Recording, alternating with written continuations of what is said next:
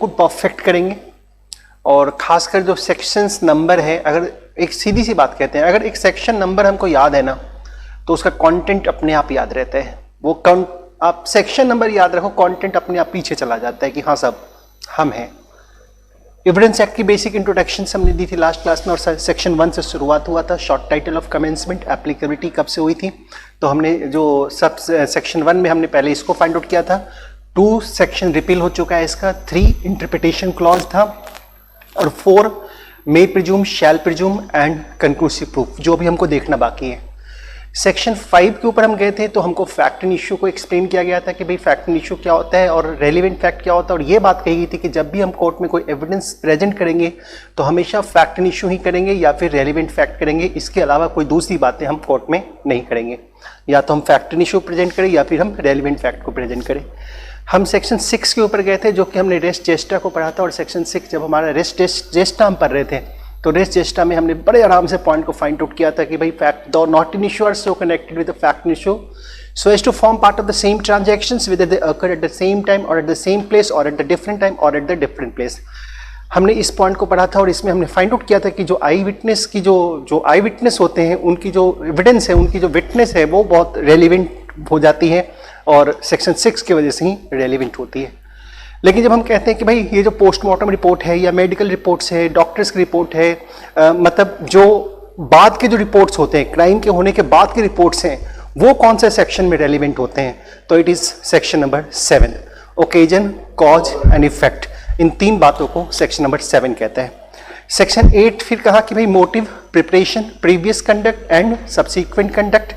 और जो सेक्शन 9 है उसका बिल्कुल एक अलग सुर है, जो कि टेस्ट आइडेंटिफिकेशन, जो पैरेड है, जो पुलिस के पास होती है, मैजिस्ट्रेट के सामने होती है, उन सब चीज़ों को रेलिवेंट करता है सेक्शन 9। हालांकि सेक्शन 9 का भी अपना बहुत अच्छा कंटेंट था, बहुत सारी बातें सेक्शन 9 में भी हमने फाइंड आउट किया था, और बहुत ही बढ़िया और बेहतरीन सी बातों को हमने सेक्शन 9 में भी फाइंड आउट किया, देखा। और आज की जो हमारी कवरेज होगी that is section number 10 onwards, और सेक्शन नंबर 10 से, और सेक्शन 10 भी अपने आप में बहुत ही ज़्यादा इंपॉर्टेंट और बहुत ज़्यादा रेलिवेंट है। हम सेक्शन नंबर 10 के मैटर्स को फाइंड आउट करते हैं, और सेक्शन 10 में क्या है इन बातों को जरा समझते हैं। What is called to the section number 10। सबसे पहली बात जरा ध्यान से देखिएगा और सेक्शन 10 के लैंग्वेज को देखिएगा, बहुत कुछ समझने के लिए सेक्शन 10 में। Things said or done by conspirator in reference to the common design, section number 10। इसको समझते हैं कि ये है क्या और किस मसले के ऊपर ये वाला प्रोविजन पूरे के पूरे डिपेंडेंट है। देखो, अब इसमें एक छोटी सी बात मैं कहता हूं। इसमें कहता है कि भाई ए है, पहले मैं एक बेसिक सिस्टम बता देता हूं, बी है, सी है। ए चलो आर्म्स खरीदा, बी उस आर्म को खरीदने का पैसा दिया, ए पिस्टल खरीद के लाया, बी उस पिस्टल को खरीदने का पैसा दिया, और सी उस पिस्टल को ले जाकर लेके डी का मर्डर कर दिया। तो क्या इस क्राइम में सबको एक चार्ज में लाया जाएगा? क्या मर्डर चार्ज तीनों पे चलेगा? The system is very much simple. यहां पे ए क्या कर रहा है? ए सिंपल पैसे दे रहा है बी को कि भाई बी जाओ पिस्टल खरीद के ले आओ। बी जा रहा है, पिस्टल खरीद के ला रहा है, और सी को हैंडओवर कर रहा है कि जाओ भाई तुम डी का मर्डर करो। तो नाउ द क्वेश्चन कम्स, क्या तीनों मर्डर केस में चार्ज होंगे? क्या वो दुकानदार भी चार्ज होगा जिसने पिस्टल को बेचा था उनको? तो इन सारी बातों को हम सेक्शन 10 में एग्जामिन करेंगे। पहले हम सेक्शन 10 के कंटेंट्स को देखते हैं कि सेक्शन 10 क्या कहता है, फिर हम उसके डिफरेंट केस स्टडी और डिफरेंट मैटर को समझते हैं। बहुत सारी बातें हमको इसमें समझने को मिलेगा। देखिए ध्यान से सबसे, things said or done by the conspirator in reference to the common design. यहां देखिए हेडिंग्स के, देखिए जरा पहले, दैट वाज, अगर मैं इसकी हेडिंग्स के ऊपर और इसके पॉइंट्स के ऊपर अगर मैं यहां पे जा रहा हूं कि भाई ये क्या पॉइंट को स्पेसिफाई कर रहा है, पॉइंट आउट कर रहा है, ये किस चीज को पॉइंट आउट कर रहा है, जरा इस मैटर को अगर मैं देख रहा हूं तो यहां बातें सिंपल है। Very reasonable ground to believe that 2 or more person, ये सेक्शन का सेक्शन नंबर 10, ध्यान दीजिए। When there is a reasonable ground to believe that 2 or more person have conspired together to commit an offense or actionable wrong, ये दोनों बातों के ऊपर है, offense और actionable wrong. Anything said, done, written, that was anything said, done or written by any one of such person in reference to their common intention after the time when such intention was first entertained by any one of them is relevant fact. हम पहले यहां तक अपनी बातों को समझते हैं, इस सिचुएशन क्या कहता है पहले यहां समझते हैं. अब सबसे पहली बात, रीजनेबल ग्राउंड टू बिलीव है टू और मोर पर्सन. सपोज कीजिए ए है, बी है, सी है, so on whatsoever. Conspire together, यहां पे एक ये होना भी बहुत जरूरी है, कंस्पायर टुगेदर एंड जस्ट दो चीजें, टू कमिट एन ऑफेंस या फिर the second thing actionable wrong. Actionable wrong, बिल्कुल एक्शनेबल रॉन्ग. दैट वाज, ये टॉट्स के ऊपर भी लग रहा है, क्राइम के ऊपर भी लग रहा है, व्हाटसोएवर.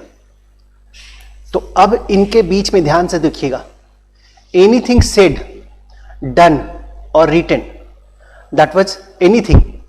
यहां पे सेड जो बोला गया, डन जो किया गया, रिटन जो लिखा गया, by any one of such person, इनमें से कोई भी ऐसा कुछ कहा है, बोला है, in reference to the common intention after the time when the intention was first entertained by any one of them, that thing is called what? That thing is called what? Relevant. हम उसको simply कहे कि वो चीज क्या है, relevant है.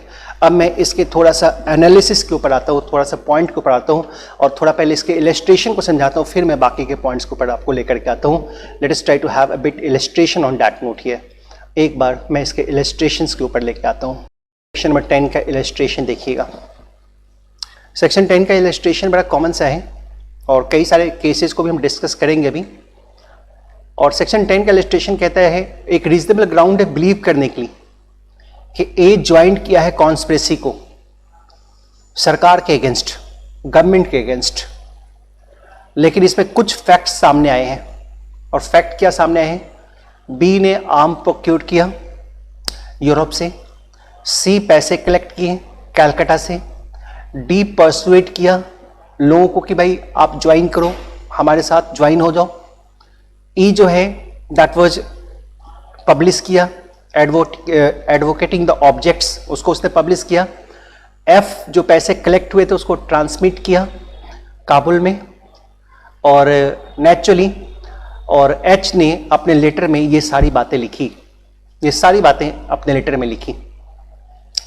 तो यहां पे क्या होता है, are each relevant both the prove that, पहले सबसे पहली बात, दो बातें कि कॉन्स्पिरेसी एग्जिस्ट हो रही है या फिर कॉन्स्पिरेसी एग्जिस्ट नहीं हो रही है, इसको प्रूव करने के लिए ये बातें क्या है, रेलिवेंट है. दूसरी बात, ए का उसमें इन्वॉल्वमेंट है या ए का इन्वॉल्वमेंट नहीं है. मतलब कोई भी रोल अगर ए प्ले कर रहा है, कोई भी रोल अगर ए प्ले कर रहा है तो हमारा पे यहाँ पे एक बात समझ में आएगी कि उसकी जो कॉन्स्पिरेसी में इन्वॉल्वमेंट जो है वो रेलिवेंट है. मतलब कुल मिला के इसमें कहने वाली बात यह है कि अगर हम ए कहते हैं, बी कहते हैं, सी कहते हैं, डी कहते हैं, ई कहते हैं, एफ कहते हैं, जी कहते हैं, अकॉर्डिंगली कुछ कॉमन डिजाइन्स के ऊपर काम कर रहे हैं, कुछ भी कॉमन डिजाइन के ऊपर काम कर रहे हैं. और कोई भी एक पर्सन उस घटना के होने के बाद कुछ बातों को करता है, कहता है, लिखता है, तो वो सारी बातें क्या हो जाती है, रेलिवेंट हो जाती हैं. मैं सेक्शन 10 का बेटर यूज के लिए आपको एक एग्जाम्पल, बहुत ही बढ़िया सा एग्जाम्पल आपके सामने लेकर के आ रहा हूँ. बहुत बढ़िया एग्जाम्पल दे रहा हूँ सेक्शन 10 का बेटर यूटिलाइजेशन के लिए. कहाँ से बढ़िया, कौन सा बहुत बढ़िया एग्जाम्पल है, जरा उस मैटर के ऊपर देखिए. एक आपने केस सुना होगा, बहुत फेमस केस एक हुआ था जिसको हम कहते हैं हवाला. आपने हवाला का नाम सुना होगा, सही है ना? हवाला में क्या होता है, हवाला का मतलब ऐसे क्या होता है? हवाला का मतलब होता है कि इंडिया से पैसा फॉरेन कंट्री भिजवाना, लेकिन फिर पैसे की फिजिकल मूवमेंट ना हो, लेकिन फिर भी पैसे फॉरेन में चले जाएं। जैसे फॉर एग्जांपल मुझे पैसे फॉरेन में डिपॉजिट करनी है अपने अकाउंट में, तो तरीका क्या होता है कि हम ऑथराइज्ड डीलर होते हैं, बैंक्स ऑथराइज्ड डीलर होती हैं, हम बैंक को पैसे डिपॉजिट करते हैं और बैंक हमारा वो पैसा हम जो अकाउंट देंगे फॉरेन का वहाँ भेज देगी। इसको हम कहते हैं कि भाई रेमिटेंस के थ्रू पैसा गया, inward remittance through normal banking channel, ऐसा एक फॉरेन एक्सचेंज मैनेजमेंट एक्ट कहता है कि whenever you want to send the money outside India, या फिर आप बाहर से पैसा इंडिया लाना चाहते हैं तो आप नॉर्मल बैंकिंग चैनल को यूज़ कीजिए। लेकिन अगर आप नॉर्मल बैंकिंग चैनल को यूज़ नहीं करते हैं तो हम इसको कहते हैं कि ये चीज़ क्या है, ये हवाला है। मतलब हवाला से पैसे बाहर भी जा सकता है और हवाला से पैसा इंडिया में भी आ सकता है, दोनों चीज़ें पॉसिबल है। करते कैसे हैं, हम ऑथराइज्ड डीलर को ब्लैक मनी देते हैं। कई सारे बैंक्स होते हैं जो बिल्कुल कैश लेने को तैयार बैठे हुए हैं, बैंक वो कैश अपने पास रख ली, उनका हवाला एजेंट फॉरेन में होता है, मुझे अमेरिका पैसे ज़्यादा भेजने हैं, किस एड्रेस पे भेजने हैं, किसको देना है पैसा, मैंने वहाँ पे ऑथराइज्ड डीलर यानी कि उस बैंक को बता दिया कि भाई इस एड्रेस पे इस पर्सन को पैसे देने हैं, मेरा पैसा यहीं रह गया। बैंक अपने एजेंट को, ऑथराइज्ड डीलर वो अपने एजेंट को अमेरिका में कॉल कर देगा कि भाई इस पर्सन को इतने पैसे पेमेंट कर दो, हमारे पास इस पैसे की डिलीवरी हो गई है। नेचुरली पैसे की फिजिकल मूवमेंट नहीं हुई, लेकिन फिर भी हमारी जो ऑब्लिगेशन थी फॉरेन में, वो ऑब्लिगेशन क्या हो गई, डिस्चार्ज हो गई। वो मेरी ऑब्लिगेशन क्या हो गई, डिस्चार्ज हो गई। तो इसको कहते हैं कि हवाला के थ्रू पैसा इंडिया से फॉरेन में चला गया। इवन कई बार लोग जब ब्राइब्स वगैरह देते हैं तो हवाला चैनल को यूज़ करते हैं, कैश नहीं दिया जा रहा है, सीधा सीधा उस पर्सन के अकाउंट में, फॉरेन में जो उसका अकाउंट है वहाँ पैसे क्रेडिट कर दिए जाते हैं। नेचुरली दो क्राइम हुआ, एक तो मनी लॉन्ड्रिंग का क्राइम हुआ, दूसरा फेमा का वॉयलेशन हुआ, कई सारे वॉयलेशंस हो गए यहाँ पर, टैक्स इवेजन्स हो गए, कई सारे वॉयलेशंस एक साथ यहाँ पे हो गए और इसको हम कहते हैं दैट इज कॉल्ड हवाला। ये हवाला कांड सबसे पहले जो फेमस हुआ था अराउंड इन द ईयर 1996, जब हिजबुल मुजाहिदीन का 2 टेररिस्ट जब पुलिस के हाथ लगा और पुलिस ने जब उनसे पूछताछ की और पूछा कि भाई बताओ तुम्हारे पास पैसे कहाँ से आए, क्या आया, तो उन्होंने एक बहुत ही फेमस नाम लिया, वो नाम था एसके जैन। एसके जैन, और पुलिस ने उसके कहने पे एसके जैन के घर पे छापा मारा, रेड डाला, तो एसके जैन से के घर से एक डायरी मिली। बहुत फेमस केस था, डायरी केस करके सुना होगा, जैन बंधु की डायरी मिली, जैन बंधु करके बहुत फेमस केस आया हुआ था। अब उस जैन बंधु के डायरी में ना बड़े इंपॉर्टेंट नाम लिखे हुए थे और बड़े बड़े पॉलिटिशियन के नाम लिखे हुए थे। इवन लाल कृष्ण आडवाणी, देवीलाल, माधवराव सिंधिया, ऐसे बड़े बड़े नाम जो है ना उस जैन बंधु के डायरी में लिखे हुए थे और ये बात लिखे हुए थे कि भाई इनको इतने पैसे दिए गए हैं हवाला के थ्रू, इनके नाम पे पैसे इतने ट्रांसफर हुए थे।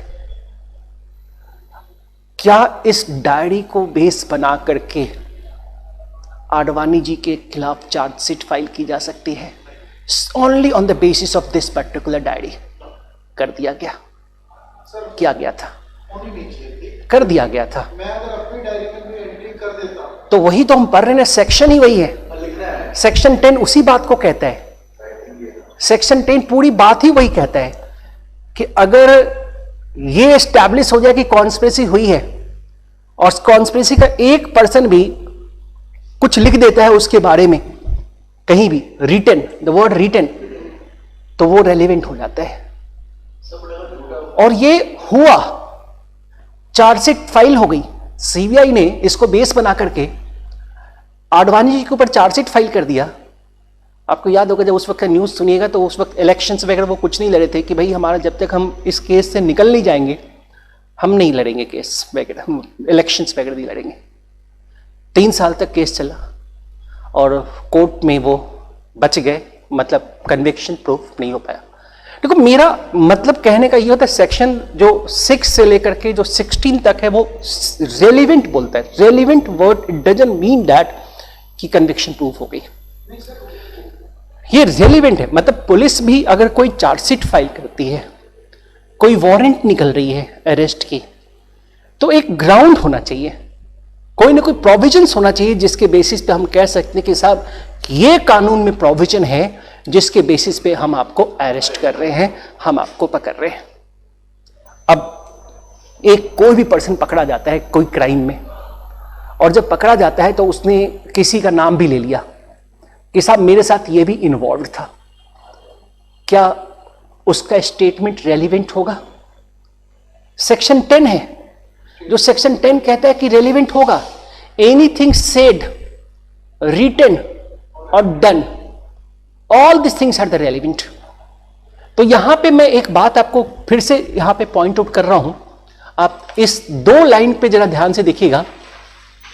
एनीथिंग सेड, डन और रिटन, रिटन क्या, वहां पे डायरी मिल गई थी बाय ए कॉन्स्पिरेटर, कोई भी कॉन्स्पिरेटर, अगर 10 कॉन्स्पिरेटर हैं उसमें एक के पास भी कुछ मिल गया या वो कुछ बोल दिया, पुलिस की इंटरोगेशन में टूट गया, वो बोल दिया, तो यहां पे कहता है in reference to the common intention, जो कॉमन इंटेंशन पे जो उन्होंने काम किया है उसके बारे में, ऑफ ऑल द कॉन्स्पिरेटर्स, ये क्या होता है, ये रेलिवेंट हो जाता है, and this thing is very much relevant.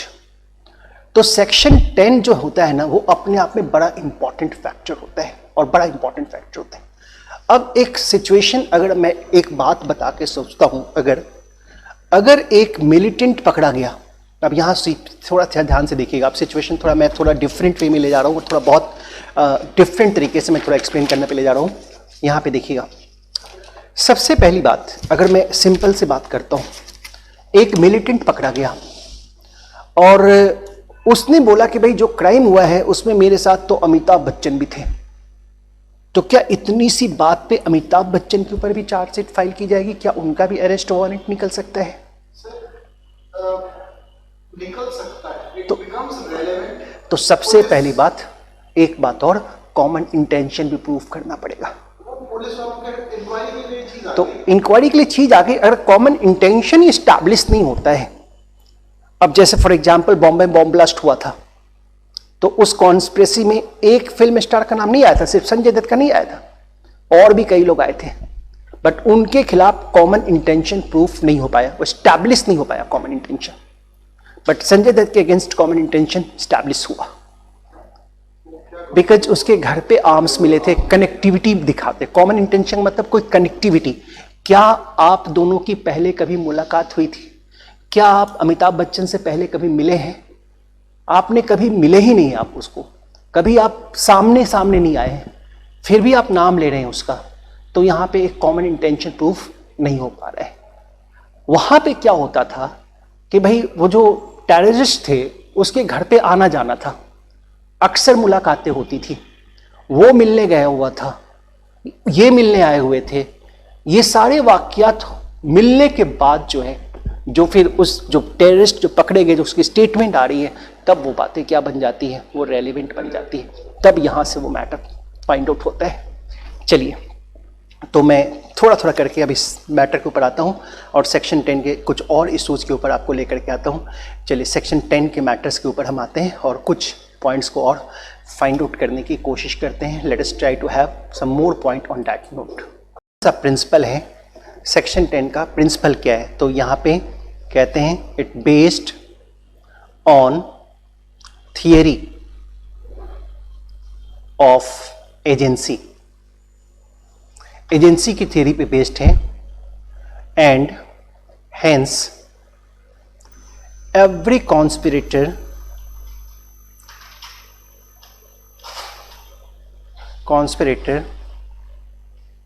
is agent of that was this association। जो भी कॉन्स्पिरेटर है वो सब के सब एजेंट है in carrying out the object of conspiracy, carrying out the object of conspiracy. That was the matter called here. और अगर मैं कॉन्स्पिरेसी एक्सप्लेन करूँ कि भाई कॉन्स्पिरेसी क्या होती है, तो कॉन्स्पिरेसी दैट वाज, तो यहाँ पे जस्ट मीन्स या that means combination of two or more person for unlawful purpose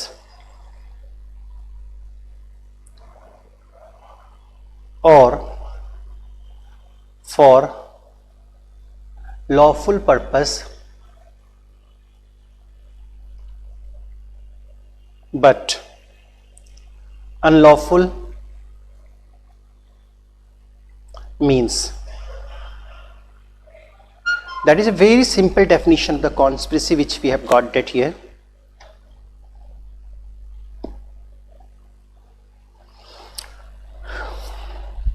That is very simple. Common out of the object of conspiracy. Object of conspiracy. Based on the theory of agency and hence every conspirator is agent of this association.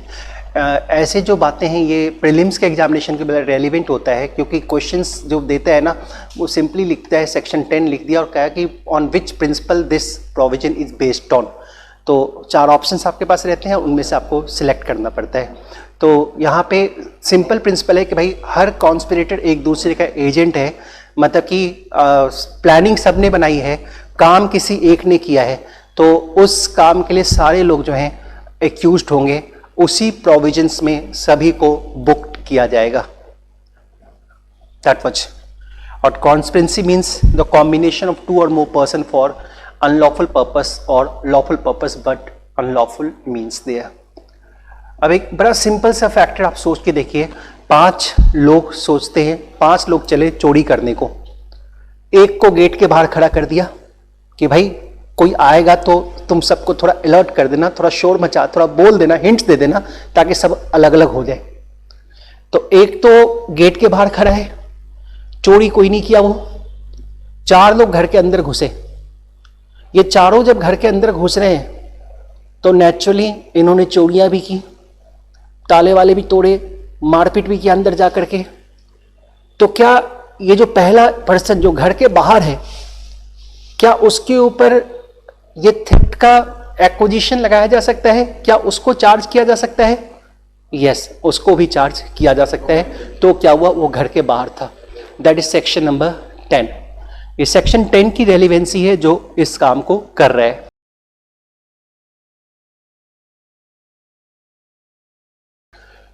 Conspiracy के लिए हमारे पास अगर 2 लोग हैं involve, ए और B, आप ध्यान रखिएगा, तो सबसे पहले हमको प्रूफ करना पड़ेगा step 1, they are the member of the conspiracy. Members of conspiracy. Member of the conspiracy. देखिए बातें बड़ा सिंपल है. अगर प्रोसिक्यूशन सिर्फ बी के स्टेटमेंट पे काम करके ए को अरेस्ट करना चाहता है, ए को भी चार्जशीट करना चाहता है, तो ऐसे नहीं चलेगा. प्रोसिक्यूशन को पहले यह भी प्रूफ करना पड़ेगा कि यस वाकई A is the member of the conspiracy. अगर बी स्टेटमेंट देता है कि मेरे साथ क्राइम में ए भी शामिल था, तो पुलिस को यह प्रूफ करना पड़ेगा क्या बी और ए की आपस में पहले कभी मुलाकातें हुई है, कभी आपस में साथ बैठे हैं. अगर यह बात एस्टैब्लिश ही नहीं होती कि भाई ए तो बी को जानता ही नहीं है, आपस में कोई बात भी नहीं हुई है, कभी कुछ हुआ ही नहीं है, तो फिर हम कहते हैं कि भाई A is not the member of the conspiracy. You need to proof, you need to of course examine. तो सबसे पहले आपको ये चीज देखना पड़ेगा, और ये चीज सबसे पहले अगर हो गई है तब हम एनीथिंग सेड, डन और रिटन वाले मैटर को पढ़ाएंगे. तो यहां पे step 2, then C whether whatever words written, said or done, तब आप देखिए कि क्या बोला गया, क्या सुना गया, क्या लिखा गया. Only after that you have to see this particular thing, you know. तो ये चीजें हमको देखने में बहुत इंपॉर्टेंट है, बहुत चीजें बनती हैं. अब अगर मैं आपको जैन डायरी का मैटर को बताऊं, जैन डायरी का मैटर में ना ये कॉन्स्पिरेसी तो एस्टैब्लिश किया था सीबीआई ने. एक्चुअली कहते थे कि भाई ये केस ज्यादा पॉलिटिकली इन्फ्लुएंस्ड था, केस करवाया गया था बिकॉज उस वक्त पीवी नरसिंह राव जी की सरकार थी, उनके ऊपर ही कई सारे एक्विजिशंस लगे थे और कई सारे जैसे जेएमएम कांड जो हुआ था उसी वक्त का मैटर था. और जैसे ही 2 मिलिटेंट्स ने वो स्टेटमेंट दिया और डायरी निकली, नाम निकल गया, बस उन्होंने सोचा कि चलो कैसे भी ग्राउंड बना दो, किसी भी तरह ग्राउंड बना दो और चार्जशीट करवा दो, मुकदमा शुरू कर देते हैं सिंपली, ताकि कुछ तो पॉलिटिकल माइलेज बीजेपी दूसरी पार्टी कुछ तो डाउन होगी. लेकिन ये जो पहला स्टेप था ना, यही प्रूफ नहीं हो पाया. जैन डायरी में जितने भी नाम लिखे हुए थे ना, उसमें जो पहला स्टेप्स था वो प्रूफ नहीं हो पाया. मतलब एसके जैन की मुलाकात कभी आडवाणी जी से होना, कभी ऐसे डिस्कशंस होना, ये बातें स्टैब्लिश नहीं हो पाई. और only this thing is of course जो एक वीक पॉइंट साबित हुई, जिसकी वजह से वो एक्यूट हो गए, वो केस खत्म हो गया. हालांकि वो केस बहुत ही ज्यादा पॉपुलर हुआ था उस वक्त, था काफी पॉपुलर केस था. सर मेरे केस में एक बंदा है जो मशीन्स बेचता है, मशीन्स की डिटेल में अभी हम नहीं जाते, तो उसके कुछ एम्प्लॉइज मशीन चोरी करते हैं, चोरी करके पर्सन एक्स को बेच देते हैं और उससे कैश ले लेते हैं. पर्सन एक्स जो है वो आगे पर्सन वाई को बेच देता है, जो उस मशीन को पर्सन जेड के पास पहुंचाता है. Person Z is a bona fide purchaser, उसे नहीं पता कि चोरी की है क्योंकि उसके पास मशीन पहले इंस्टॉल थी पर्सन वाई के द्वारा. उस टाइम पे उसने जब उससे पूछा कि भैया मशीन, कहता है मेरी खराब हो गई है, इसे चेंज करो. वाई ने आके उसकी हमारी चोरी वाली मशीन उसके पास लगा दी. इस दौरान में पर्सन, मेरे जो एम्प्लॉइज हैं उनकी पर्सन एक्स की, पर्सन वाई की n number of telephonic calls हैं. उसके बाद नहीं है, उसके पहले नहीं है. Is that relevant? तो बाद वाला जहां नहीं है उधर स्टेप 1 नहीं स्टैब्लिश हो पाया. जो कॉमन इंटेंशन की बात हो रही है वो स्टैब्लिश नहीं हो पा रहा है. लेकिन पीछे में तो जब तक मशीन चोरी होके इंस्टॉल होती है तब तक पूरी कॉल्स हैं, तब तक तो ठीक है, फिर कॉन्स्पिरेसी है पूरा. ठीक है ना. लेकिन जैसे ही उस चीज से बाहर निकले वहां पे खत्म कि भाई उसको पैसे मिल गए तो एम्प्लॉइज ने अपना रोल खत्म कर लिया. उसके बाद उनका रोल ए और बी और एक्स और वाई का, एक्स और वाई में जैसे जब तक उनके बीच में डील नहीं, अब मैं यही चीज तो बताना चाह रहा हूँ. पहला एग्जाम्पल जब मैं लिया था तो उसमें यही सारी बातें, सब पर्सन का अपना अपना रोल था. हाँ जी. एक होता है अगर कॉन्स्पिरेसी होती है, अगर मान लो उस कॉन्स्पिरेसी में 10 लोग हैं, ए है, बी है, सी है, ए है, बी है, सी है, डी है, ई है, एफ है, जी है, ये सारे लोग इसमें हैं और सबका अपना अपना रोल है. और किसी को नहीं पता कि भाई बी का क्या रोल है या सी का क्या रोल है. सी को सिर्फ अपना रोल पता है, डी को सिर्फ अपना रोल पता है, ई को सिर्फ अपना रोल पता है, बाकियों का रोल नहीं पता. लेकिन इन सबको पता है कि भाई कॉमन टारगेट क्या है, हमारा टारगेट क्या है, इन सबको पता है लेकर के. तो ऐसे सर्कमस्टांसेस में ना फिर हम कहते हैं कि सारे लोग फिर उस कॉन्स्पिरेसी में शामिल है, सारे कॉन्स्पिरेटर्स हैं. अब एक प्लेन हाईजैक होती है. अब प्लेन हाईजैक होती है तो चलो ये 10 लोगों की टीम बनाएगी और सबको छोटे छोटे वर्क दिए गए हैं. यहाँ से आपको ये करना है, आपको ये करना है, आपको यहाँ चीजें खराब करनी है, बिल्कुल आप वो चीज प्रोक्योर करके लाके दोगे, ये सारी चीजें कर दी गई. Everything has got that, you no. अब क्या होता है, प्लेन हाईजैक हुई, कोई भी एक पर्सन पकड़ा गया और उसने जो भी बातें कही, व्हाटसोएवर जो भी बातें कही, वो सारी बातें क्या होंगी? रेलिवेंट होगी, सारी बातें रेलिवेंट होगी। That was the point. Even be नहीं जानता था सी को, इन दोनों के आपस में कोई जान पहचान नहीं थी, फिर भी वो बातें क्या होगी? रेलिवेंट होगी। अब जैसे एक सिचुएशन पार्लियामेंट अटैक हुआ, पार्लियामेंट अटैक में नॉर्मली जब मिलिटेंट्स को मार दिया गया वहां पर पार्लियामेंट में, तब उसके मोबाइल से कुछ फोन नंबर्स मिले। एक फोन ठीक पहले उसने किया था अफजल गुरु को किया था, एक फोन गया था शौकत को गया था, और नेचुरली एक फोन गिलानी को भी गया था, प्रोफेसर गिलानी ने फोन नहीं उठाया था, कहीं बिजी होंगे। अफजल गुरु जो है नेचुरली फोन पिक किया था, थोड़ी बातें भी हुई थी, और ये शौकत जो इनके साथ थे। अब क्या हुआ? कॉल डिटेल को देखते हुए पुलिस ने अरेस्ट किया, तीनों को अरेस्ट किया, और जो अफजल गुरु की जो वाइफ है उसकी वाइफ को भी अरेस्ट किया। अब यहां पे ना सबका अपना अपना डिफरेंट रोल। प्रोफेसर गिलानी है तो प्रोफेसर गिलानी का कोई डायरेक्ट कनेक्शन एस्टैब्लिश नहीं हुआ। प्रोफेसर गिलानी के घर में अफजल गुरु रह रहे थे और उन्होंने उसको रखा हुआ था अपने यहाँ, और शौकत भी इसमें शामिल है। इंफॉर्मेशन शौकत के पास भी थी, इंफॉर्मेशन वाइफ के पास भी थी, सबका थोड़ा थोड़ा रोल दिख रहा था। लेकिन प्रॉब्लम क्या हुई ना कि ये गिलानी के साथ कुछ एस्टैब्लिश नहीं हो पाया। ये एस्टैब्लिश नहीं हो पाया कि गिलानी को किसी बात का, किसी कॉन्स्पिरेसी का नॉलेज भी था। मतलब पॉइंट तो पहला ही सेक्शन 10 का स्टेप है, you must have the knowledge of the conspiracy. और अफजल गुरु ने खुद अपने स्टेटमेंट में यह बात कह दी कि साहब गिलानी का इसमें कोई लेना देना नहीं है, मैंने ये सारी बातें गिलानी को नहीं बताई थी। तो रीजन बड़ा सिंपल हुआ, गिलानी जो है वो एक्यूट हो गए, उनको बरी कर दिया गया इस केस से। और शौकत, जो आपको याद होगा 10 ईयर की इम्प्रीजमेंट शौकत को दी गई, वाइफ को 5 ईयर्स की दी गई, और अफजल गुरु तो पता ही होगा कैपिटल पनिशमेंट डेथ सेंटेंस जो है वो अफजल गुरु को दी। तो सेक्शन 10 में ना, सेक्शन 10 का हर केस में बड़ा इंपॉर्टेंट रोल होता है।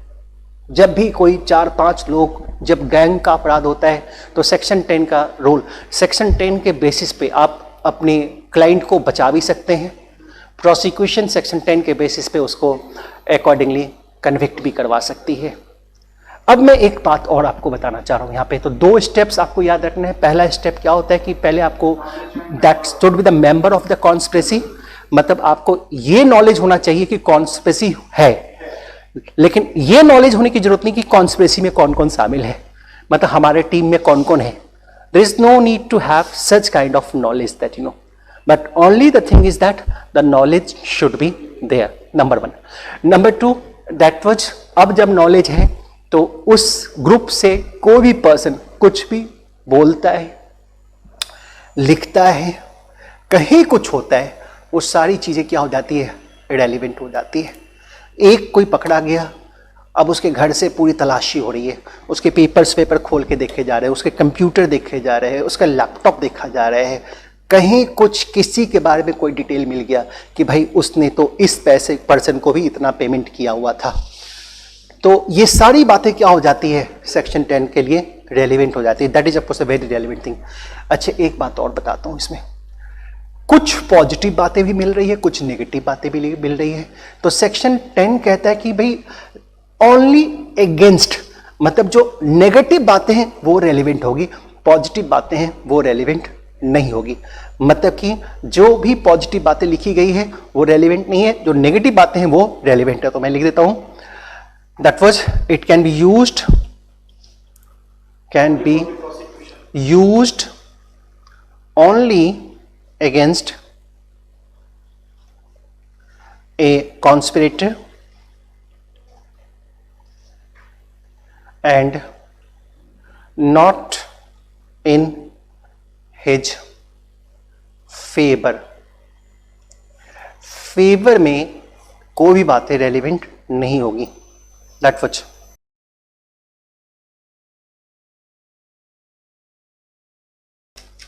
आप सेक्शंस को अगर हम पढ़ के देखते हैं, मैं आपको सेक्शन रीड करवा के दिखाता हूं और that what.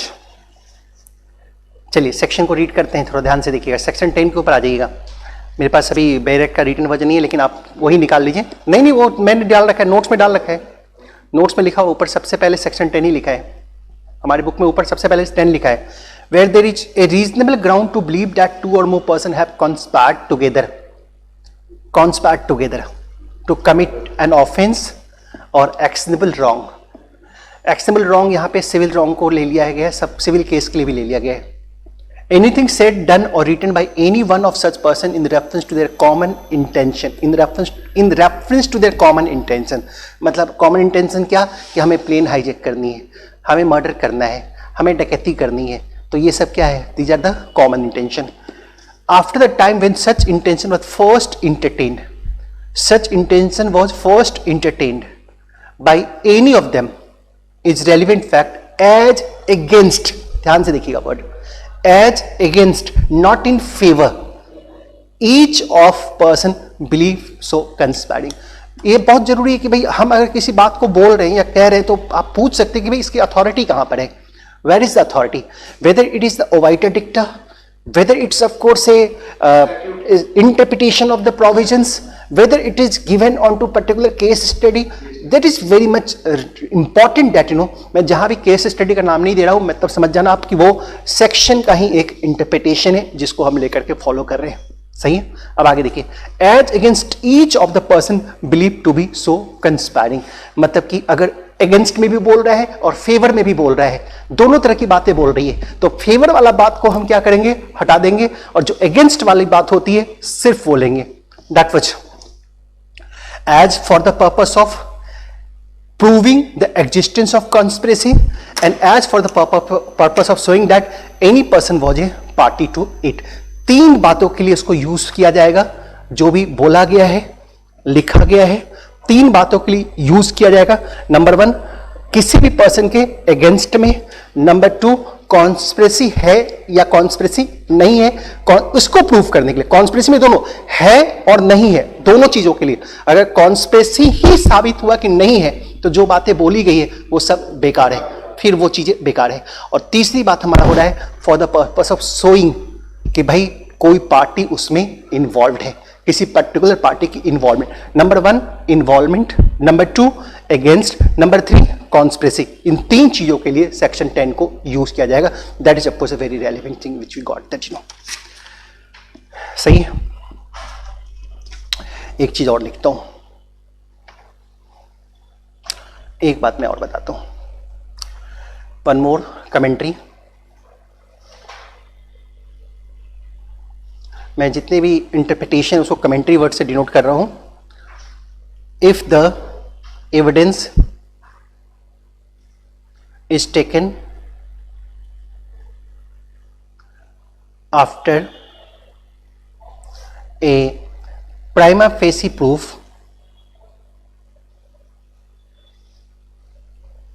proof of conspiracy, but at a later stage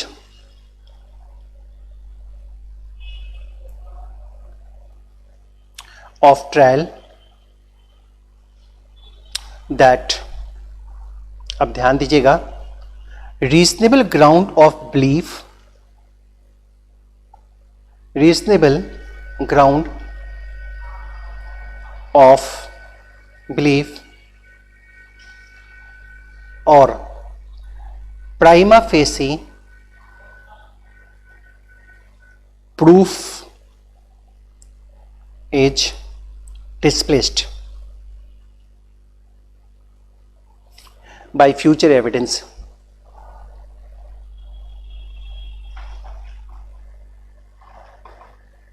The court must reject the evidence, the court must reject the evidence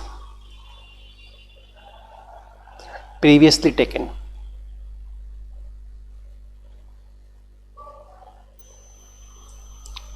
That was case study है ये, समुंदर Singh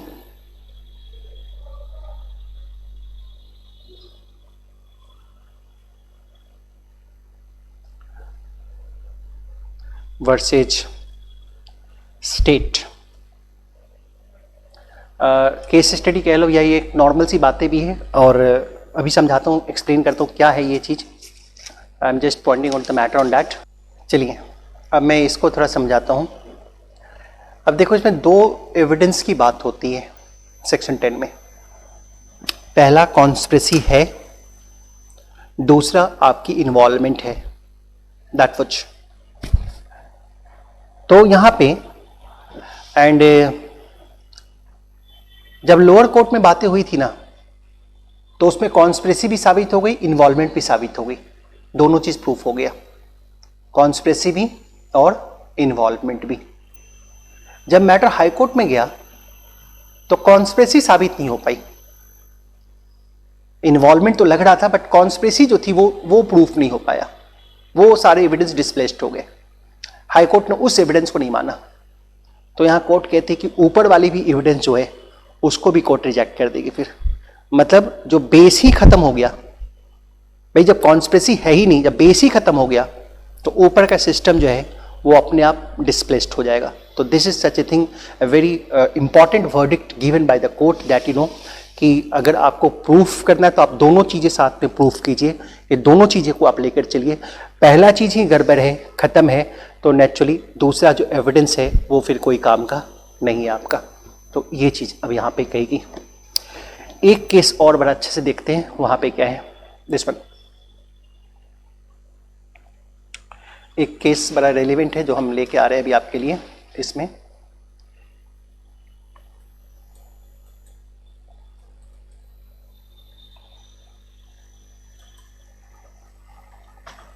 that's the case name called ये CBI के साथ case था versus VC Shukla.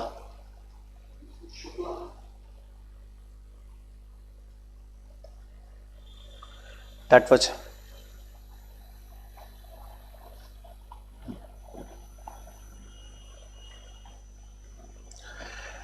अब क्या होता है ना कि अकाउंट्स बुक में एंट्री होती है और अलग अलग नाम से वो एंट्री शो होती है कि भाई हमने इसको भी पेमेंट किया, हमने इसको भी पेमेंट किया, हमने इसको भी पेमेंट किया, हमने इसको भी पेमेंट किया, हमने इसको भी पेमेंट किया, सारे नाम शो हो रहे हैं। अब इतने सारे नाम शो हो रहे हैं और कुछ ब्राइब का मैटर था और सीबीआई इस केस को जांच कर रही थी।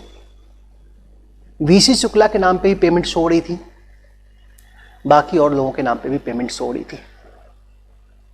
अब सीबीआई ने सेक्शन 10 कॉन्स्पिरेसी बताया और यहां बताया गया कि भाई एक का भी प्रूफ है तो सबका है, दैट व्हिच। तो सबसे पहले आपको कॉन्स्पिरेसी शो करना पड़ेगा और कॉन्स्पिरेसी शो करने के लिए आपको आपस की इन्वॉल्वमेंट दिखानी पड़ेगी कि भाई ए है, बी है, सी है, डी है, ई है, एफ है, ये इन्वॉल्वमेंट आपको दिखानी पड़ेगी सभी। अगर मेरे अकाउंट से पैसे किसी गवर्नमेंट ऑफिसर के अकाउंट में ट्रांसफर हुआ है, राइट ना, तो नेचुरली पहले यह भी प्रूफ करना पड़ेगा कि हमारी और उनकी कोई कनेक्टिविटी भी है। भाई ये कनेक्टिविटी प्रूफ हो नहीं रही है किसी रेलेवेंट चीज के लिए ट्रांजैक्शन व्हाटसएवर, हाँ कनेक्टिविटी प्रूफ नहीं हो रही है और आप कह रहे हैं कि कॉन्स्पिरेसी है, that thing should not be tenable. यहां पे क्या हुआ था कि एक के अगेंस्ट तो प्रूफ हो गया, विटनेस ने बताया, एक के लिए तो बताया, लेकिन दूसरे के लिए कोई एविडेंस था नहीं, कोर्ट ने केस को रिजेक्ट कर दिया। ये चीज हो जाएगी। थोड़ा सा लिखवा लेता हूं पहले, फिर मैं और एक्सप्लेनेशन को बताता हूं पहले इसके। The entries were made in accounts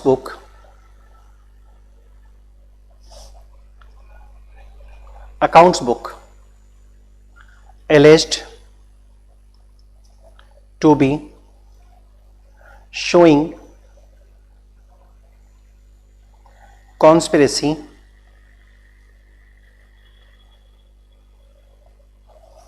among all accused. Evidence of prosecution, witness,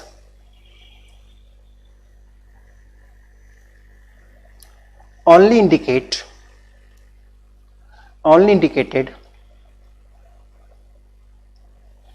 that one of the accused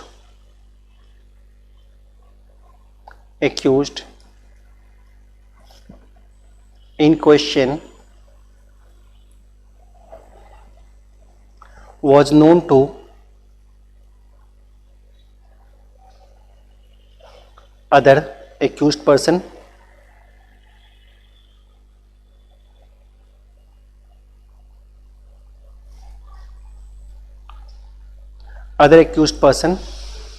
and had gone to their residence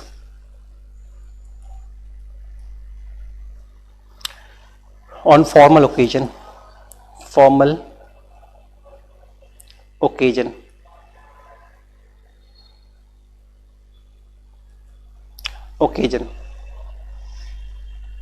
right, यहां तक एक बात तो ये हुई, लेकिन एक बड़ी अलग बात हो रही है.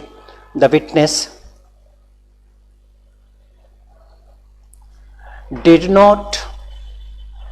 does not speak a word about other accused. That was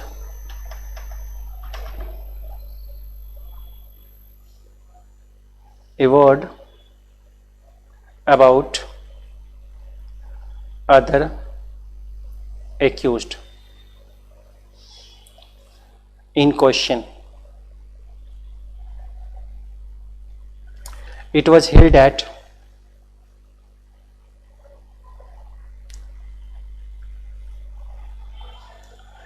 Section 10 could not be pressed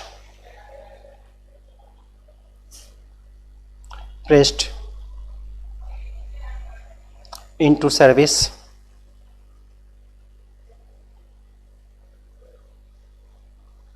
for holding that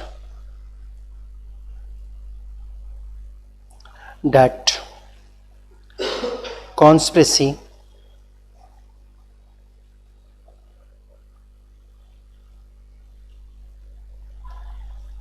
amongst all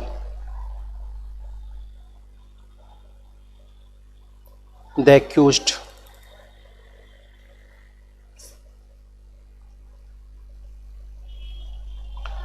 that was amongst all the accused. Other accused के बारे में कुछ भी नहीं. तो अब हम यही बात कहते हैं कि भाई मेरा नाम अगर किसी के डायरी में निकल गया है, मेरा नाम किसी के कंप्यूटर में है कि भाई उसने मुझे ये पैसे दिए हैं, वो सारी गलत कामों के लिए पेमेंट करता जा रहा है, सबको गलत काम के लिए पेमेंट कर रहा है, और उसके डायरी में एक मेरा भी नाम था, पुलिस ने मेरे को भी चार्जशीट कर दिया उस चीज में. तो अब देखो ये जो एविडेंस एक्ट पूरा का पूरा जो एविडेंस एक्ट है ना, ये प्रोसिक्यूशन से ज्यादा इंक्लाइंड डिफेंडेंट की तरफ है. मतलब अगर आप कोर्ट को ये शो कर दो, सिंपल आपको ये सिखाएगा कि भाई आपको कोर्ट में करना क्या है, आपको केस को किस डायरेक्शंस में लेकर के जाना है ताकि आप उस केस को विन कर सकते हैं. आपको सिर्फ इतना प्रूफ करना है कि भाई इनका प्रीवियस कोई एसोसिएशन था ही नहीं, कभी आपस में कोई मुलाकातें नहीं हुई है, ऐसा कुछ नहीं हुआ. तो इतनी बातों पे चार्जशीट तो जरूर फाइल हो जाती है, लेकिन मामला जब कोर्ट में जाता है तो वो मामला वहीं पे खत्म हो जाता है जब मामला कोर्ट में जाता है. तो यही चीज मैं यहाँ पे आपको बताना चाह रहा हूँ कि जब भी सेक्शन 10 का केस आता है, और सेक्शन 10 मैं तो कहता हूँ सेक्शन 10 हो गया, 11 हो गया, 12 हो गया, 13 हो गया, 6 हो गया, 7 हो गया, 8 हो गया, इतना बढ़िया से इंक्लाइंड है. अगर कोई डिफेंडेंट इसको बढ़िया से यूज करे तो काफ़ी ज़्यादा फ्रूटफुल है। अब डिपेंड करता है कि आप इसको कितना बढ़िया से प्रूव कर सकते हैं, कितना बढ़िया से इन चीज़ों को आप लेकर के आ सकते हैं। लेकिन अगर इस्टेब्लिशमेंट हो जाती है कॉन्स्पिरेसीज की, भाई आपकी तो पुरानी जान पहचान भी है, कई बार मुलाकातें हुई है, ये देखो फोटो दोनों साथ मिलके खिंचवाए हुए हो, डीपी साथ साथ लगा के घूम रहे थे, ये सब, तो वहाँ पे वो केस जो है प्रोसिक्यूशन का फिर स्ट्रांग बन जाता है। तो प्रोसिक्यूशन जब भी सेक्शन 10 के मैटर को लेके जाती है तो पहले वो ये दिखाती है कि भाई दोनों की आपस की अंडरस्टैंडिंग थी, आपस की जान पहचान थी, पहली मुलाकातें वगैरह होती थी, ये सब चीज़ें होती हैं, और फिर उसके बाद उनमें से कोई भी एक पर्सन कुछ बोल दिया, कुछ कह लिया, तो वो सभी के लिए फिर क्या हो जाता है, रेलिवेंट हो जाता है। अब सब आप देखते हो ना कि भाई 4 बदमाश, 4 लोगों में से 4 गैंग ने मिलकर कोई काम किया, एक भी पकड़ा गया और उसने पुलिस के सामने बोल दिया, तो पुलिस तीनों के अगेंस्ट वारंट ले लेती है, तीनों के अगेंस्ट वारंट निकल के पकड़ करके चार्जशीट बना के सब डाल देती है लेकर के। तो क्यों ऐसा, ये अथॉरिटी कौन से प्रोविजन में है? तो ये अथॉरिटी जो है सेक्शन 10 में आ जाता है। इवन एक ट्रक पकड़ा गया, ट्रक ड्राइवर पकड़ में आया, ट्रक में कुछ गैर कानूनी सामान वगैरह पड़े हुए थे, ट्रक ड्राइवर ने बताया कि भाई ट्रक का मालिक हमारा ये है, तो भाई उस कॉन्स्पिरेसी में मालिक भी शामिल है, वो ट्रक ड्राइवर का मालिक भी शामिल है, बस वो भी उस चीज़ में आ गया। तो दैट्स द मैटर कॉल्ड ये। तो ये हमारा सिचुएशन बड़ा इंपॉर्टेंट हो गया, तो ऐसे हो जाता है। नाउ नेक्स्ट,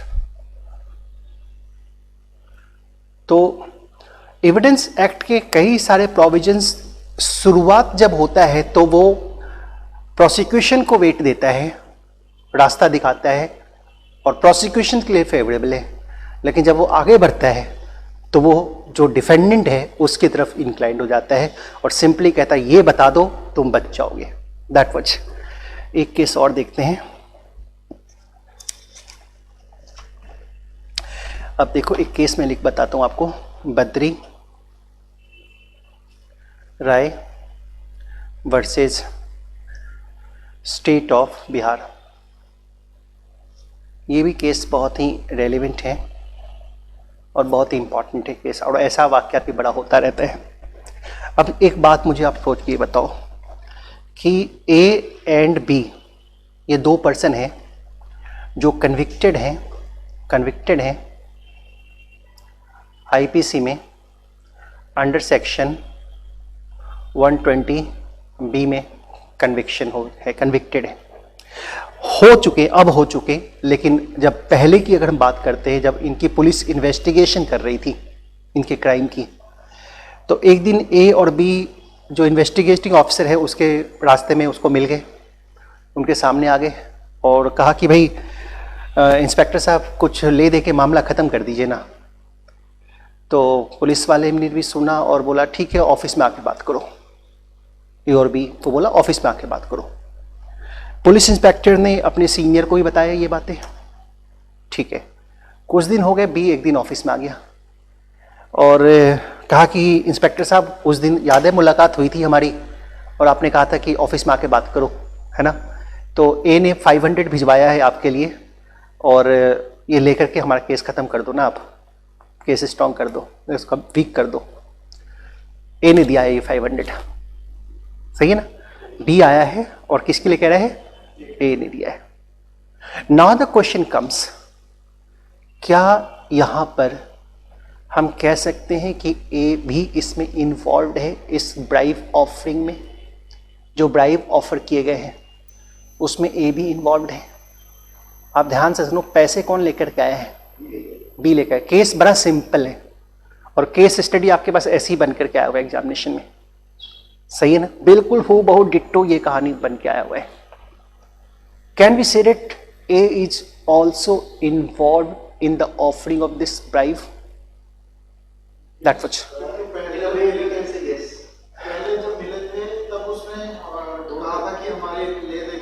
तो प्रीवियस मैटर और इस मैटर दोनों को मिला करके हम देखते हैं इन चीज़ों को, और यहाँ पे हम कहते हैं कि भाई यहाँ पे दोनों कॉन्स्पिरेसी में शामिल है। तो क्या हुआ, पैसा एक ही लेकर के आया है, जो नहीं आया वो भी शामिल है, उसकी भी इंटेंशन थी। कैसे? तो भाई आपने तो उस समय बताया था ही, ऑफर तो किया ही था। अब कई बार ऐसा होता है ना कि पुलिस के पास, भाई क्या करेंगे पुलिस वाले, भाई ऑनेस्ट हुआ तो कहीं पकड़ के डाल ना दे हमें, तो बॉस खुद नहीं जाता है, स्टाफ को भेज देता है, और वो स्टाफ कहता है कि सर मालिक ने भिजवाया है आपके लिए ये। तो क्या पुलिस वाला मालिक को भी अरेस्ट कर सकता है वहाँ पर, उसके अगेंस्ट भी वारंट ले सकता है? क्या उसकी जो स्टेटमेंट है वो रेलिवेंट होगी? अभी रेलिवेंट नहीं होगी, वो एम्प्लॉय वो कॉन्स्पिरेटर नहीं है अभी। That you have to see a brief a certain thing on that, you know. वैसे तो कोई भी किसी के लिए आके बोल दे, लेकिन इस केस में क्या हुआ था, एक वक्त ऐसा था जब पुलिस वाले को दोनों मिले थे और दोनों ने ये ऑफर साथ में किया था। उस दिन नहीं दे दिया, लेकिन दूसरे दिन ऐसा हुआ।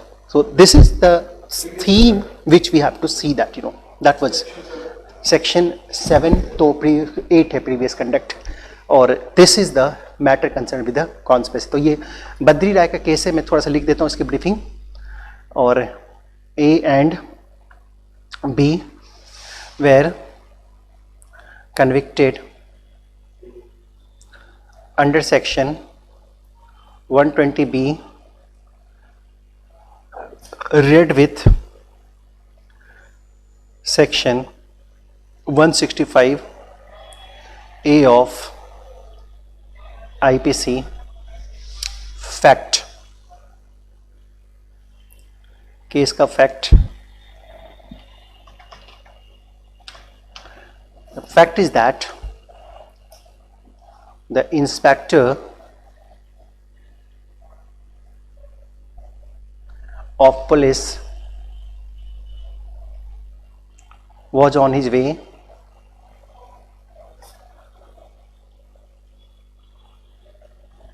to police station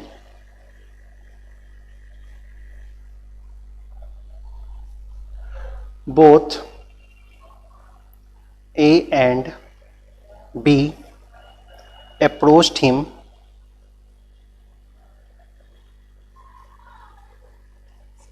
and requested to hush up a criminal case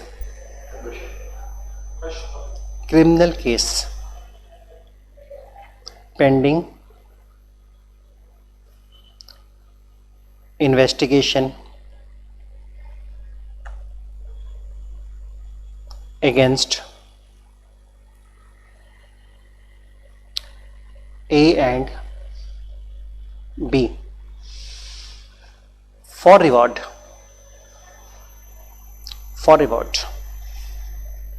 That the thing was specified.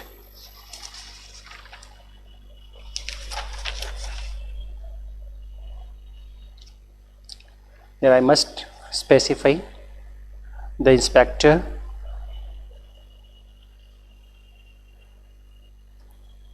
asked them to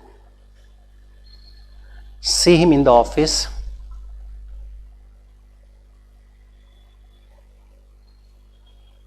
आप मुझसे ऑफिस में आके मिलो, और इंस्पेक्टर ने मैटर रिपोर्ट भी किया अपने सीनियर को। That was the inspector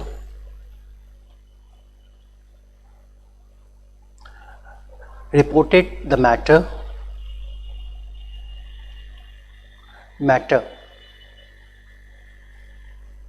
to his superior.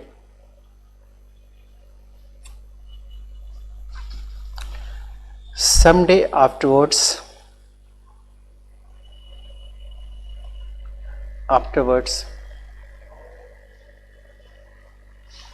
A came to police station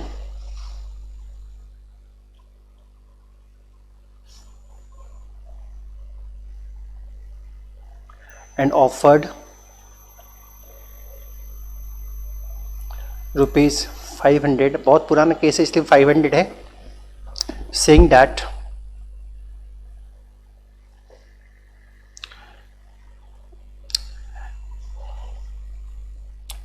B, that was B has sent to him, उसको B ने भेजा है, with money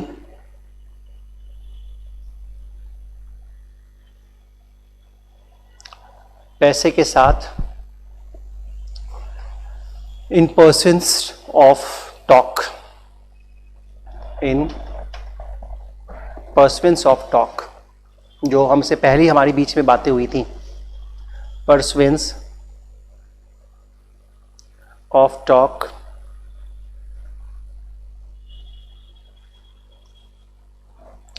which they had with him, which they had with him.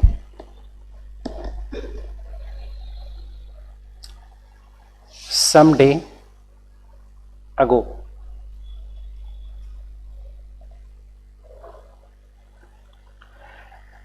At the trial, the question was whether the statement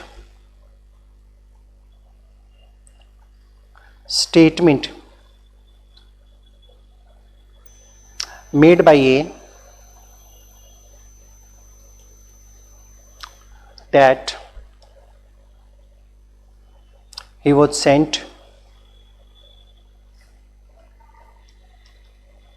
by B with money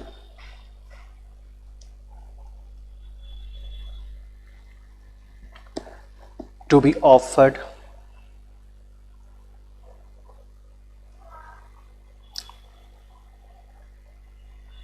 by way of bribe,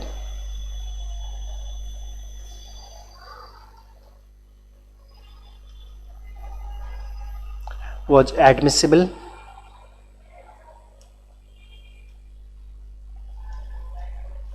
against A, that was saying that B had sent to him, that was that he was sent by B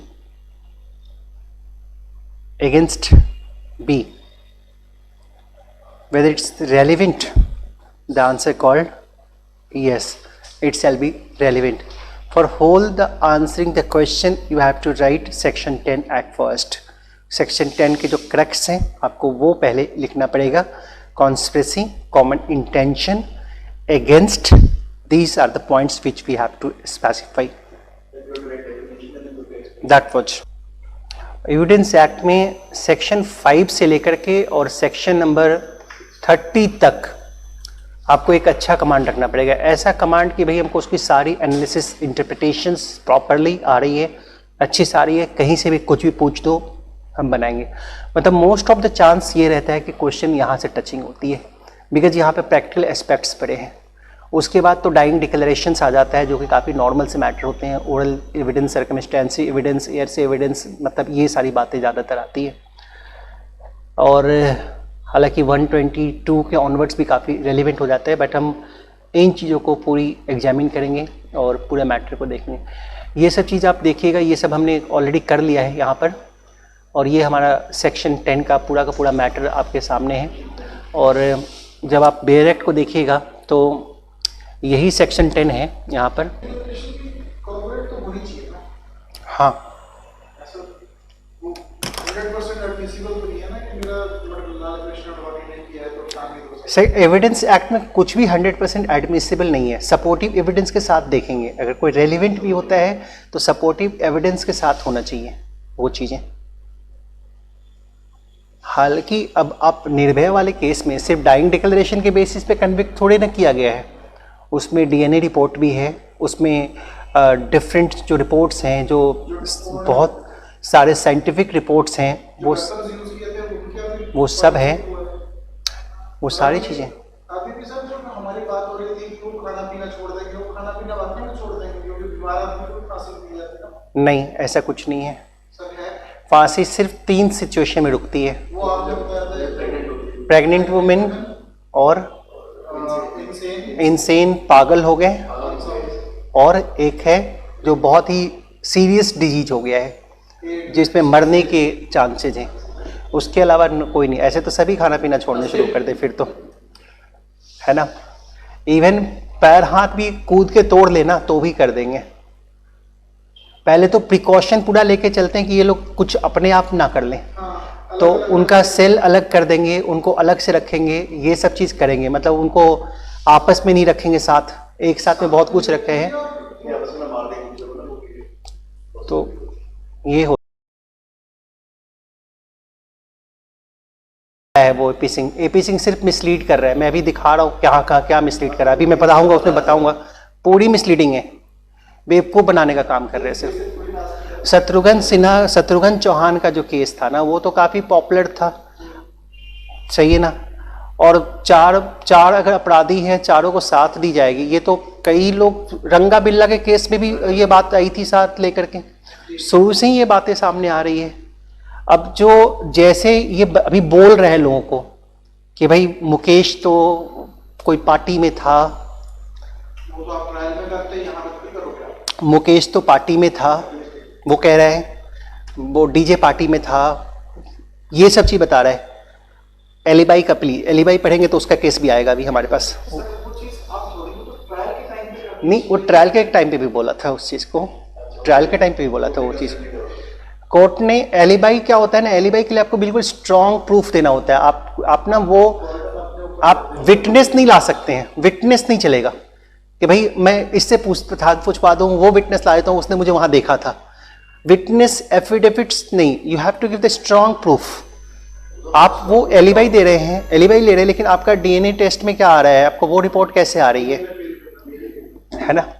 जितने भी medical reports हैं, scientific reports हैं, तो ये simple mislead कर रहा है लोगों को बिठा करके। वो कह रहा है लोगों को ना, वो भ्रमित कर रहा है कि भाई एक पर्सन अक्षय है जो बिहार में था, उसको बिहार से पकड़ के लाया। भाई बिहार वो करके भाग गया था, बिहार करके बिहार भाग गया। मतलब पब्लिक को मिसलीड करने का काम कर रहे हैं, पब्लिक को मिसलीड कर रहा है, वो करके बिहार भागा। इतनी सारी रिपोर्ट्स हैं भाई, उसकी मोबाइल की जो ना A to Z ट्रैकिंग ला के कोर्ट में रख दिया है। उसके केस स्टडी को निकाल के पढ़ के देखो अब। सर अभी तो मिलेगी, है ना। अभी तो क्योंकि प्रेस वालों को चाहिए होगी ना 5-7 हज़ार रुपए की फाइल मिलेगी। बुक्स में सारी आ रही है, सब पब्लिश्ड है, बुक्स में सारी आ रही है। नए नए बुक्स जो है ना, सब डला हुआ है, सब आए हुए नेट पे अवेलेबल है। हम अपने नोट्स में डाल रहे हैं उन चीज़ों को, सब हो रहा है वो चीज़ें। क्या ढूंढना पड़ता है, निकल जाता है। हम तो ऑर्डर वगैरह सब निकाल लेते हैं। तो ऑर्डर से ही तो सारा कुछ मिल जाता है ना, सब कुछ पता चल जाता है, ऑर्डर से सारा मिल जाता है। ऑर्डर, टीवी के इतने स्टेटमेंट, जब मैं अब इधर ऐसे ही थोड़े बैठता हूँ, मैं बहुत जगह से एनालिसिस करता हूँ चीज़ों का, बहुत चीज़ों को लेके निकालता हूँ। मैं हर एक जजमेंट पे नहीं जाऊँगा, जो जजमेंट सिंपल सेक्शन का इंटरप्रिटेशन है, सेक्शन में जो बात की वही लिखा गया, तो मैं उस जजमेंट से मेरे को मतलब नहीं है।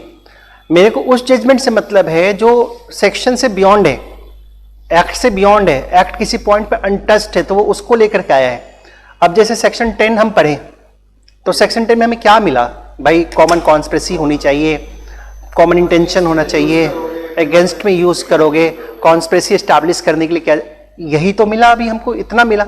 ज़्यादा चीज़ तो हमको केस स्टडी में बहुत कुछ मिल रहा है, उन चीज़ों को जब हम केस स्टडी की छानबीन कर रहे हैं। अब एलिबाई पढ़ लो आप, सेक्शन 11 छोटा सा एलिबाई है, लेकिन जब मैं अभी उस सेक्शन का इंटरप्रिटेशन करने बैठूंगा, उसी सेक्शन से निकाल के खरोच के जब पॉइंट निकाल के बैठूंगा, तो देखोगे इतना सारा पॉइंट आ रहा है इसमें से, इतना सारी चीजें, इतने सारे केसेस बन रही है उस पर लेकर के। कुछ ऐसा ग्राउंड देते हैं कि भाई हाँ भाई कैपिटल पनिशमेंट ही इनह्यूमन है, मौत के लिए चॉइस होनी चाहिए, फांसी से लटक के ही क्यों, इंजेक्शन क्यों नहीं देते, हमें अपनी चॉइस मिलनी चाहिए कि हम कैसे मरें। अगर हमको डेथ पनिशमेंट दिया गया है तो मेरे पास चॉइस होनी चाहिए कि हम कौन सी मौत पसंद करते हैं। हमसे ये पूछा जाए कि भाई आपके पास 5-10 ऑप्शन है, आप सिलेक्ट करो, why to hang till death. ये चीज इनह्यूमन है, अनकॉन्स्टिट्यूशनल है। ऐसे पॉइंट को अगर वो कोर्ट में लेके जाता ना, इस मैटर के ऊपर पीआई वगैरह फाइल करता, तब तो सोचते हैं कि दिमाग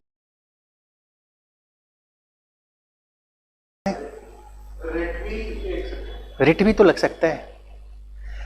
कोई नहीं, देखो कोई भी प्रोविजंस अगर एक्ट का एक अनकॉन्स्टिट्यूशनल लग रहा है कि नहीं साहब ये चीज जो है हमारे फंडामेंटल राइट्स को सही नहीं देख रहा है, फंडामेंटल राइट के बियॉन्ड है, ये जो राइट टू लाइफ है, और आप राइट टू लाइफ अगर ले रहे हैं तो प्रोसीजर एस्टैब्लिश्ड बाय लॉ से ले रहे हैं, तो क्रुएल्टी से मत लीजिए उसको, क्रुएल्टी दिखाने की जरूरत नहीं है वहां पर। थोड़ा सा सामने वाले को ऑप्शन दीजिए कि भाई वो कैसे मरना चाहता है, ये पूछिए उसको, कोई इंजेक्शन पसंद है, कैसी मौत उसको पसंद है। कौन सा? मैं होता ना उसके जगह तो मैं कोर्ट में ये पॉइंट पहले लेके जाता, ये पॉइंट भी रखता इस चीज को, इनह्यूमन। क्योंकि कोई भी हम अगर जानवर को भी असैसिनेट करते हैं तो उसको भी हम गले से लटका के नहीं मारते। कब? तो और वो भी आधे घंटे तक लगा हुआ छोड़ देते हैं, 30 मिनट्स तक ऐसे छोड़ देते हैं, 30 मिनट, 1 घंटा, कभी कभी तो 30-40 मिनट तक भी लाइफ एक्सटिंक्ट नहीं होती है और उसके बाद होती है, ऐसा होता है। तो अगर ऐसा एडवोकेट है तो उसको ऐसे पॉइंट्स को भी तो लेके जाना चाहिए, थोड़े बाद मामला इस पे भी लटक जाता। इस पर ज्यादा लगता है। 4-5 एम्स के डॉक्टर का पैनल बनाया जाता। बताओ, कोर्ट में ही मैटर पेंडिंग फंस जाता, कोर्ट ही उस पे डेट रखती, सही है, और उस कन्विक्शन को, उस हैंगिंग को स्टे करती। तो ये नहीं करेंगे, वो झूठ मूठ का, हवा खराब है, पानी खराब है, इस पे जा रहे हैं, सही है, इस पे जा रहे हैं। और